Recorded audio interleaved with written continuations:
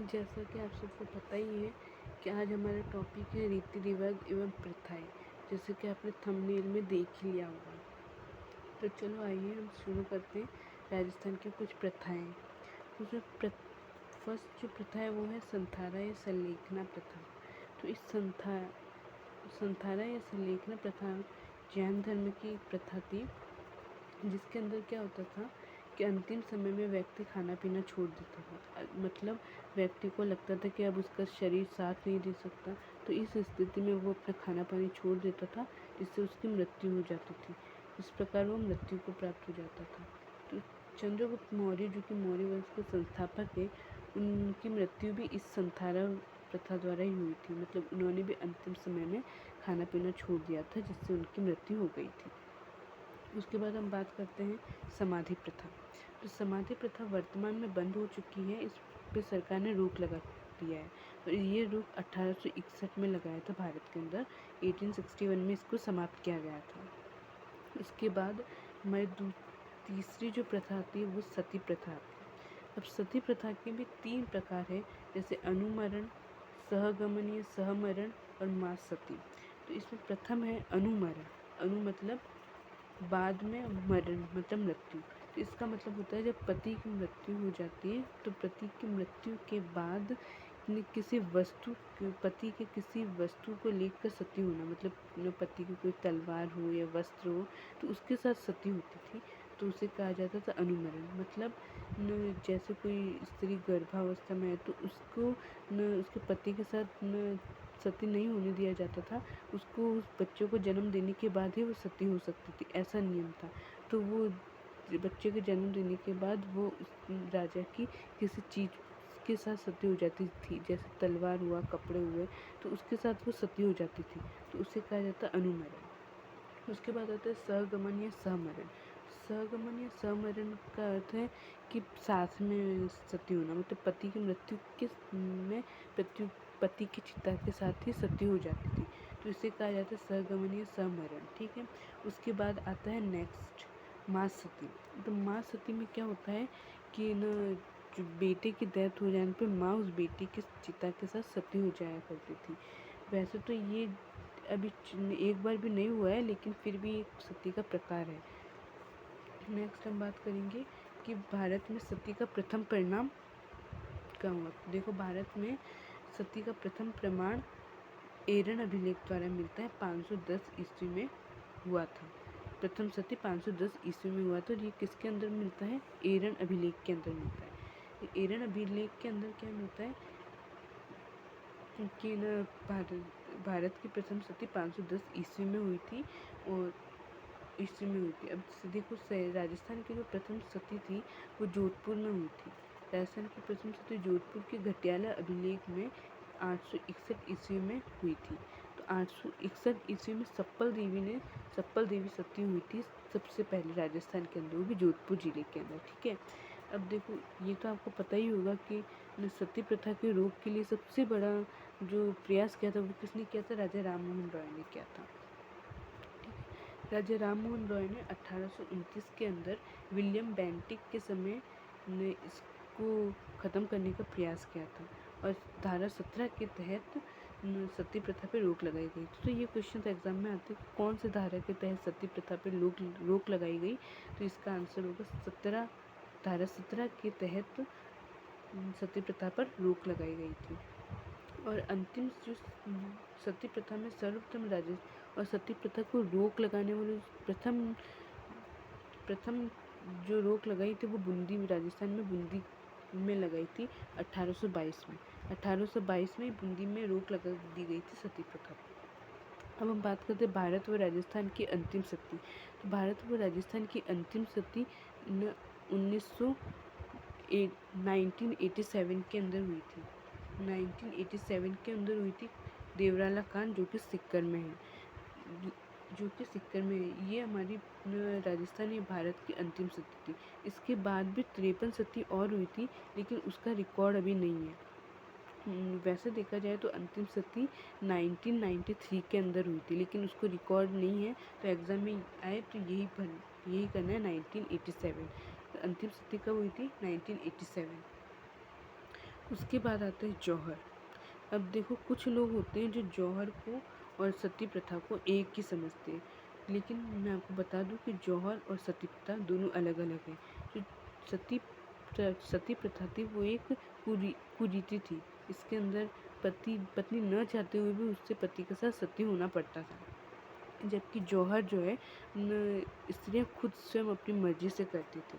मतलब कैसे मर्जी से करती थी, जैसे कि कोई राजा का युद्ध हो रहा है दूसरे के साथ, दुश्मन सेना के साथ, तो इस स्थिति में अगर राजा की पराजय होने वाली, अगर राजा हारने वाली स्थिति में आ जाता है और ऐसा लगता है, रानियों को ऐसा लगता है कि वो हार जाएंगे, तो इस स्थिति में वहाँ महल की सभी रानी एवं दासियाँ जो है अग्नि में कूदकर अपने प्राण त्याग देती थी, या फिर जल में कूदकर अपने प्राण त्याग देती थी। तो इसी को ही जौहर कहा जाता था। जौहर दो प्रकार के होते थे, जल जौहर और अग्नि जौहर।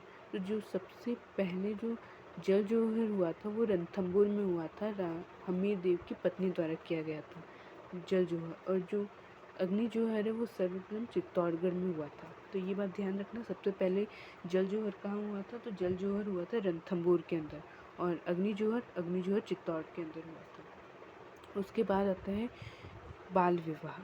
अब बाल विवाह से तो आप सभी परिचित होंगे, क्योंकि ये जो प्रथा है वो अभी तक समाप्त नहीं हुई है। देखो बाल विवाह सबसे ज़्यादा कब होते हैं, आखा तीज को होते हैं। आखा तीज को क्यों होते हैं, क्योंकि उस दिन अबूझ सावा होता है। तो बाल क्वेश्चन है, बाल विवाह सबसे ज़्यादा कब होते हैं, तो यहाँ लिखना आखा तीज को बाल विवाह सबसे ज़्यादा होते हैं। अब देखो बाल विवाह को रोकने के लिए भी एक एक्ट चलाया गया था, शारदा एक्ट। शारदा एक्ट के तहत क्या था, शारदा एक्ट के तहत बनाया गया था कि जो लड़की की उम्र है वो 14 वर्ष होनी चाहिए, लड़के की उम्र 18 वर्ष होनी चाहिए। अब ये बात आई कि शारदा एक्ट कब बनाया गया, तो शारदा एक्ट बनाया तो गया था 1929 के अंदर, लेकिन उसे लागू कब किया गया था, 1 अप्रैल 1930 के अंदर लागू किया गया था। और इसमें 18 से 14 वर्ष की आयु थी। 18 मतलब 18 वर्ष का लड़का और 14 वर्ष की लड़की होनी चाहिए। तो ये वाला इसके अंदर ये बनाया गया था इस अधिनियम में, लेकिन बाद में इसका संशोधन कर दिया गया था। संशोधन करके फिर क्या बनाया गया, देखिए सन 1978 में 1978 में संशोधित करके लड़के की उम्र 21 वर्ष और लड़की की उम्र 18 वर्ष बताई गई। उसके बाद आता है विधवा पुनर्विवाह प्रथा। ये एक बहुत अच्छी प्रथा थी, क्योंकि पहले के समय में जो स्त्रियां विधवा हो जाती थी उनकी ज़िंदगी नर्क जैसी हो जाती थी। मतलब उनके बाल मुंडवा दिए जाते थे, उन्हें दिन में बाहर नहीं निकलने दिया जाता था, एक कोठरी में बंद कर रखा जाता था। तो इससे अच्छा तो वो लोग सती होना ही पसंद करते थे। लेकिन फिर 1856 ईस्वी में डहलौजी के समय एक अधिनियम बना, जिसके अंदर विधवाओं को पुनर्विवाह पर बल दिया गया। और इसका सबसे ज़्यादा प्रयास किसने किया था, ईश्वरचंद विद्यासागर ने। और कब किया था, 1857 की क्रांति से एक साल पहले, मतलब 1856 में हो गया था। 27 जुलाई 1856 को विधवा पुनर्विवाह पर बल दिया गया था। और ये जो हुआ था धारा 5 के अंतर्गत हुआ था। तो ये भी ध्यान याद रखने वाली चीज़ें, कौन सी धारा के अंतर्गत हुआ था, धारा 5 के अंतर्गत हुआ था। नेक्स्ट आता है दहेज प्रथा। इस चीज़ से तो आप सब भली भांति परिचित होंगे। क्यों, क्योंकि ये आजकल सभी जगह चलता है। 1961 में इसको बैन कर दिया गया था, लेकिन अभी भी ये चालू है। उसके बाद दापा प्रथा। दापा प्रथा में क्या होता है, वधू मूल्य होता है, वधू का मूल्य होता है। उसके बाद चारी प्रथा। अब देखो चारी प्रथा कैसी प्रथा है, जो कि भीलवाड़ा और टोंक में होती है ना, भीलवाड़ा और टोंक में। इसके अंदर क्या होता है कि वधू पक्ष वाले कन्या का मूल्य लेता है, मतलब लड़की वाले ही लड़कों वाले से कन्या के पैसे लेते हैं कि हम आपको कन्या दे रहे हैं तो आप उसके हमें पैसे दीजिए, मतलब मूल्य करता है। जैसे कोई वस्तु का मूल्य नहीं करते, मैं तुम्हें ये वस्तु दूंगा, तुम मुझे ये पैसे दो। सिमिलरली वो कन्या को दे के उसके जगह पैसे लेते हैं। इस स्थिति में वो जो भीलवाड़ा टोंक में जो चारी प्रथा है ना, इसके अंदर कन्या को वह 2-2, 3-3 बार करवा देते हैं। क्यों, क्योंकि उन्हें तो पैसे मिल रहे होते हैं ना, इसलिए। नेक्स्ट आता है डाकन या चुड़ैल प्रथा। ये अभी तक चल रही थी। देखो आदिवासी में सर्वाधिक पाई जाती है। किसमें सर्वाधिक पाई जाती है, आदिवासी में। डाकन प्रथा सर्वाधिक पाई जाती है आदिवासियों के अंदर, जो कि 1853 मेवाड़ भील कोट के जी ब्रुक ने रोक लगाई थी। इसमें 1853 में मेवाड़ के भील कोट के जी ब्रुक ने रोक लगाई थी। रामस्वरूप सिंह ने भी इस प्रथा पर रोक लगाई थी। ठीक है, फिर डाकन प्रथा का निवारण अधिनियम 2015 में बना और 2016 में लागू किया गया। तो देखो 2015 में बना और 2016 में लागू किया गया है, मतलब ये अभी तक चल रही थी, इसलिए इसको देखो कब लागू किया गया, 2016 में रिसेंटली अभी लागू किया गया। उसके बाद आता है कन्यावध। तो कन्यावध में क्या होता है कि कन्या की जन्म हो जाने पर उसे अफीम सुंघा दिया जाता है, या फिर क्या करा जाता है, दूध में छोड़ दिया जाता है और बोला जाता है कि दूध पिला रहे है ना। तो इस प्रकार से कन्या का वध कर दिया जाता है, कन्या को मार दिया जाता है। 1833 में सर्वप्रथम कोटा ने रोक लगाई, और इस कन्यावध पे सबसे पहले किसने रोक लगाई, कोटा ने। कब लगाई, 1833 के अंदर।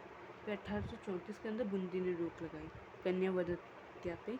1833 में तो लगाई कोटा ने, 1834 में लगाई बूंदी ने, और 1844 के अंदर जयपुर और उदयपुर ने रोक लगा दी। तो ये सन याद करना कि 1833 में किसने लगाई, तो क्या किसने लगाई 1833 के अंदर, कोटा ने लगाई। फिर 1834 के अंदर किसने लगाई, बूंदी ने लगाई, और 1844 के अंदर जयपुर और उदयपुर दोनों ने लगाई, है ना। तो कन्या वध पता चल गया क्या होता है। उसके बाद आता है त्याग व टीका प्रथा। तो इसमें क्या होता है, देखो विवाह में कुछ लोग जैसे किन्नर वगैरह, है ना, तो किन्नर वगैरह आते हैं और राशि मांगते हैं, वधू वाले पक्ष से राशि मांगते हैं। विवाह या फिर ऐसे किसी भी अवसर पे आते हैं तो वो राशि मांगते हैं, जिस कारण से कन्या को बचपन में ही मार दिया जाता है। और कन्या पक्ष वाले जो होते हैं उनके पास इतने पैसे नहीं होते जो कि वो उन्हें दे सके, इसलिए वो बचपन में कन्या वध कर देते हैं, जिससे उन्हें बाद में इसका सामना नहीं करना पड़े। 1841 में वॉल्टर हितकारिणी सभा में रोक लगाई गई, लेकिन इसकी जो रोक लगाई गई कब लगाई गई, वॉल्टर हितकारिणी सभा में 1841 के अंदर लगाई गई, जो कि जोधपुर के अंदर है। ये सभा जोधपुर के अंदर हुई थी। ठीक है, ये बात समझ में आई। उसके बाद हमारे आता है कब रोक लगाई गई थी, 1841 में लगाई गई थी। अब उसके बाद देखिए, और 1844 के अंदर जयपुर और बीकानेर में भी रोक लगा दी गई। उसके बाद आता है पर्दा प्रथा। अब पर्दा प्रथा मतलब घूंघट। अब देखो किसी किसी के अनुसार तो ये सही होता है, किसी किसी के अनुसार ये प्रथा खराब होती है। लेकिन देखो अगर किस सिर पे पर्दा रखते हैं, सिर पे कपड़ा रखते हैं, तो वो सामने वाले का सम्मान को व्यक्त करता है। इसलिए हम कभी भी मंदिरों में जाते हैं तो सिर पे क्या रखते हैं, कपड़ा रखते हैं, रुमाल रखते हैं, तो ये सामने वाले का सम्मान को व्यक्त करता है। तो देखिए पढ़ते हैं हम इसे, सिर पर कपड़ा रखना सामने वाले व्यक्ति को सम्मान होता है। तो क्या लिखा है, सिर पर कपड़ा होना सामने वाले व्यक्ति का सम्मान होता है। लेकिन गुप्त काल में क्या था, गुप्त काल में इसका प्रारंभ था, लेकिन मध्यकाल में ये अधिक प्रचलन में आया। क्या, कौन सी प्रथा, पर्दा प्रथा। मध्यकाल में इसका बहुत ज़्यादा प्रचलन हुआ था। उसके बाद है बेगार या हलमा या हीड़ा प्रथा। इसके अंदर क्या होता था कि ना काम तो करवा लिया जाता था, लेकिन उसके बदले उन्हें कोई भी मूल्य नहीं दिया जाता था। तो देखो 1976 में अधिनियम बनाकर इसे समाप्त किया गया। इसलिए इस बेगार प्रथा को कब समाप्त किया गया, 1976 में एक अधिनियम बनाया और उसे समाप्त किया गया अनुच्छेद 23 के तहत गैरकानूनी। और ये जो है अनुच्छेद 23 के तहत बेगारी करवाना गैर कानूनी है, इससे आपको सज़ा भी मिल सकती है। उसके बाद आता है सांगड़ी, बंधुआ मजदूर या हाली प्रथा। देखो 1961 में बना ये अधिनियम और 1975 में लागू कर दिया गया। 1961 में तो बना और 1975 में लागू कर दिया गया।